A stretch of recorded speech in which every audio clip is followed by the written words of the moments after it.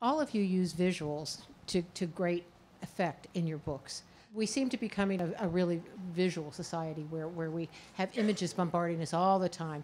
Are we losing our ability to deal with words?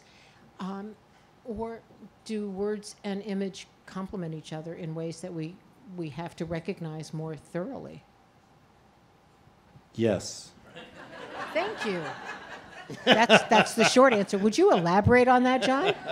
No, I've always been a fan of the visual. I kind of get the best of both worlds, writing picture books with great artists, because I think through words, but then I just let it go, and then have someone like Lane Smith make a little man out of cheese. And it's a revelation, and then it becomes this whole other thing. And they've done those studies where brains are evolving differently now. I mean, and people are using images, but I love that kids are more sophisticated graphic readers. And they see things that I don't see. And in my own books, they'll point it out, which is kind of great. Well, it's interesting because you work with illustrators other than yourself.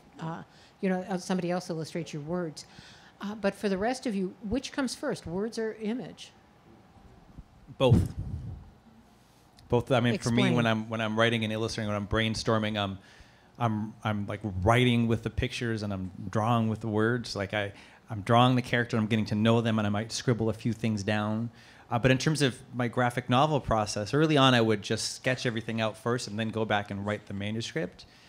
And now after making so many graphic novels, I have a pretty good sense of how many words and moments of action will fit over 2 pages and where I need to end on that bottom right-hand panel, so as a little cliffhanger before you turn the page.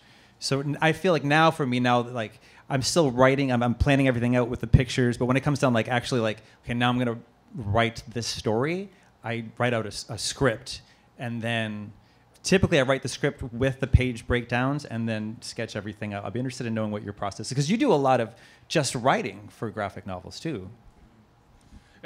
For me, it depends on the scene. If it's a scene that's driven largely by dialogue, I'll usually hear a voice first, and I'll write out the dialogue, and then I'll figure out what the visuals are that go with that dialogue. And then other scenes where it's driven by action, that comes to me as images first. I actually, I'm a comic book guy. I love images. I love being able to tell stories through images. But at the same time, I also think that there has to be a place for both kinds of reading and both kinds of story. Every kid needs to be able to read both a graphic novel and a book with no pictures. There are certain effects that one publishing format can create in the reader's mind that the other one cannot. Each of them has their strengths and their weaknesses, and each of them has their place. When I was in college, I would read my textbooks, my psychology textbook or something like that, a mathematics textbook, and I always felt like that those, the images, no matter how bland the images were, they were little islands to swim to, right? It was like, I'll start up here, I need to get over here, and I can do it because I have, it's not too much ocean in between. And so when I wrote Diary of a Wimpy Kid, originally I published it online, and my very first thought was, well, I have to have an image on the first page because I need to get somebody to want to, to read that one page. And then it just carried on from there. I was like, oh, the second page too, and on and on. But I think that kids do bring an expectation of the visual nowadays. And we as grown-ups, we read magazines and we experience the same thing. You wouldn't want to read People magazine with 2 pages of text, So I think that we all experience this to some degree.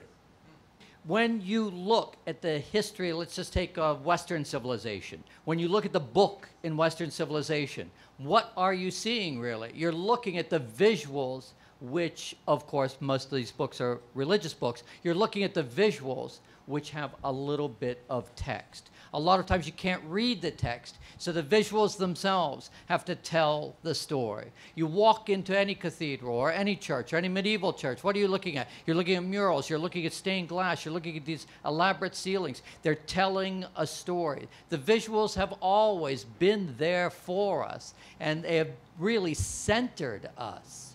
Sometimes it is the visuals that allow us to stop, to freeze ourselves, and we create the text looking at the interpretation. We interpret the visuals ourselves. So in Western civilization, this idea that suddenly visuals are a new thing in literature, it's like, no, we're going all the way back.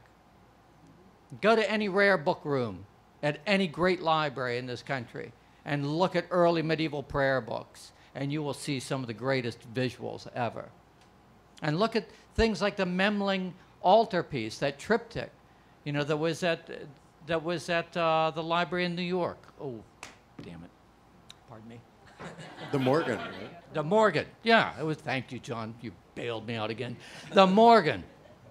Anytime you go into these libraries and you're looking at that kind of material, you are going to see that the visuals are spellbinding. You become the text. And I think that is such a magnificent creation, because each text becomes individual to the viewer. And then when you forget it and you go back and look at it, it becomes new again. The same way that when you read Moby Dick and 5 years later you read it again, it's a different book. Jeff, would you like to follow Jack on that one? But the writers are still more important than the illustrators, right? Yes. That's what I got from that.